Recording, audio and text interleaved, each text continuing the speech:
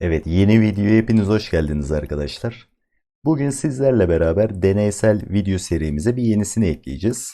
Bugün üzerinde duracağımız konu attack rate ve parry rate üzerine olacak. Bu özelliklerin sahada acaba ne kadar etkili oldukları üzerine bir video yapmaya çalışacağım. Belki bilmeyen arkadaşlarımız olabileceği için öncelikle bu iki özelliğin ne işe yaradığını bir açıklamaya çalışayım. Şimdi arkadaşlar burada her char'ın kendine göre belirli atak range'leri oluyor. Mesela biz Wizarders şu an gördüğünüz üzere mag atağımızı 5616-6864 arasında gösteriyor.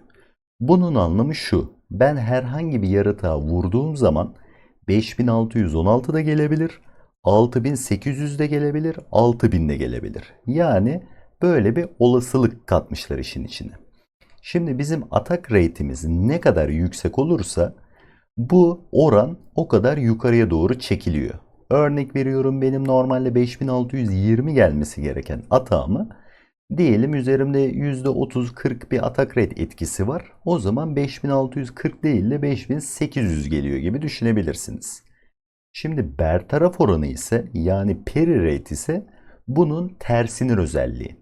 Örnek veriyorum, ben buradan karşı bir adama vurduğum zaman ya da başkası bana vurduğu zaman benim parry rate'im ne kadar yüksekse rakip oyuncunun da bu oranı o kadar düşük vurmasına yardımcı oluyor. Şimdi bu tarz özellikler nerede devreye giriyor? Yani nerede önemli? Her zaman söylediğim gibi Silk Road bir uzun vadeli strateji oyunu. 2-3 gün önce Knidos'tan bir arkadaşımla sohbet ediyorduk. Avatar'ın kafalığına acaba STR1 mi basılmalı yoksa parry rate mi basılmalı diye tartışıyorduk. Yani ben açıkçası STR1'ciyim. Arkadaşım ise parry rate'ci olduğunu söyledi. Bu muhabbetin hani fikrin ortaya çıkmasını da o arkadaşım sağladı. Buradan Knidos'tan Diablo nickli arkadaşa da selam gönderiyorum. Bu videoda ne yapacağız? Şimdi bu ikisini bir sahada ölçmeye çalışacağız. Bunun için iki tane ikiz çara ihtiyacım vardı. 131 level iki tane Wizard Bard çarımı getirdim. Şimdi bunların özelliklerini burada görüyorsunuz. Diğerini de bu yan tarafa yapıştıracağım. Aralarındaki tek fark, setleri vesairesi hepsi aynı. Hepsine NPC set çektim ki bize hani daha garanti bir sonuç versin diye. Değişik item, işte 13 degree, 12 degree karışık yapmadım. Standart olmasına özen gösterdim. Aralarındaki tek fark, bunun parry rate'i 230. Şimdi diğer çarımızın ise parry rate'i 550. Yani arada nereden baksanız 2,5 katlık bir fark var. Bu farkın gözle görülür bir şekilde devreye girmesi lazım. Ne demek istiyorum? Şimdi önce bu çarla diğer çara vurmaya başlayacağız. Aynı skill'lerle, aynı up'larla, aynı atak güçleriyle. Diyelim ben 10.000 ile 12.000 arasında karşı taraftaki çara atak yapmaya başladım. Şimdi karşı tarafın bu 2,5 katlık farkı bana saldırdığı zaman devreye girmesi lazım. Yani bu 10-12 bin, karşı tarafta eğer 11 bin 12 bin şeklinde bir fark yaratıyorsa o zaman diyebiliriz ki evet, bertarafın gerçek anlamda sahada bir fark yarattığını söyleyebiliriz. Çünkü normalde siz böyle 2,5 kat falan fark açamazsınız. En fazla kasılı çarlar arasında bu parry rate oranı %10 oynar, 15 oynar. Eğer bu 2,5 katta bile gözle görülür bir şekilde devreye girmiyorsa o zaman çok da bir esprisi yok denilebilir parry rate'i coşturmak için. İşte bu sefer de ne diyebiliriz? Kafalıklarda demek ki ya STR1 ya da int1 tercih edilmeli. Yine aynı şekilde bu özelliklerin çok fazla etki etmediğini şuradan ölçebiliriz basitçe. Avatar Dress'lerde iki tane model vardır. Bilmeyen arkadaşlar, bir tane attack rate, 3 tane ignore basar. İşi bilen arkadaşlar bir hasar, 3 ignore basar.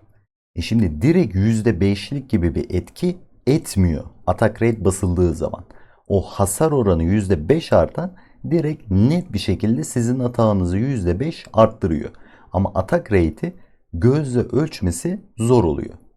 Evet, şimdi parry rate'imizin 550 olduğu çara geldik arkadaşlar. Karşı tarafta herhangi bir savuşturma yok.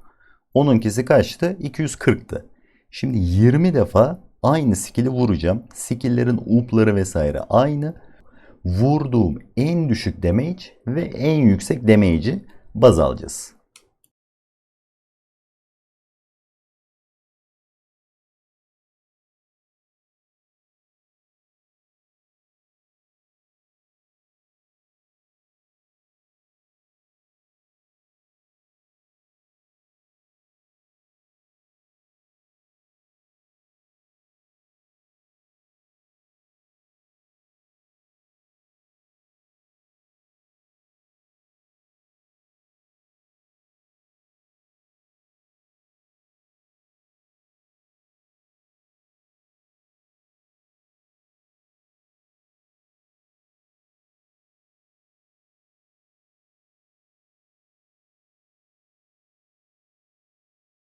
Evet arkadaşlar, bu çarın verilerini söylüyorum. En yüksek vurduğu atak 31.811.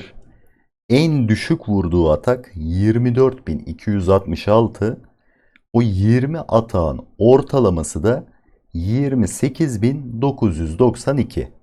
Evet, şimdi arkadaşlar bertaraf oranı yükseltilmiş çara atak yapacağız. Ondan sonra durumu değerlendireceğiz en son.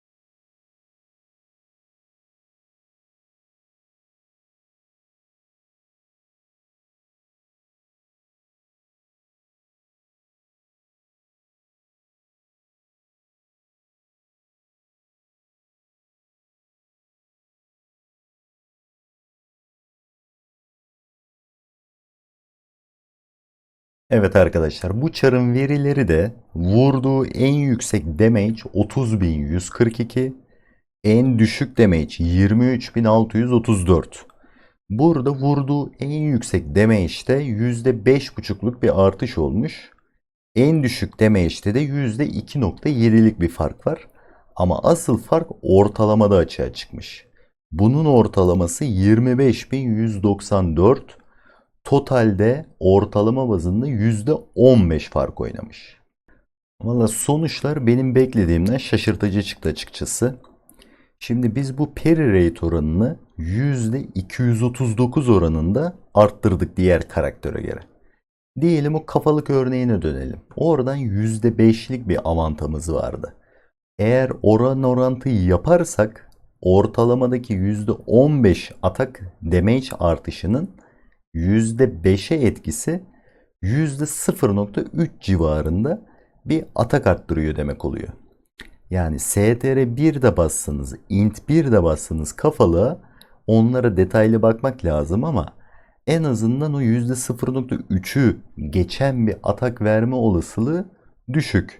Yani o yüzden benim fikrim açıkçası biraz da parry rate basılması sanki daha mantıklıymış tarafına kaydı bu videodan sonra. Siz de görüşlerinizi yorumlar kısmında paylaşırsınız arkadaşlar. Hani olabilir, atladığım noktalar olabilir vesaire. Ona göre yorumlar kısmında tartışalım. Olabildiğince doğru sonucu bulmaya çalışırız.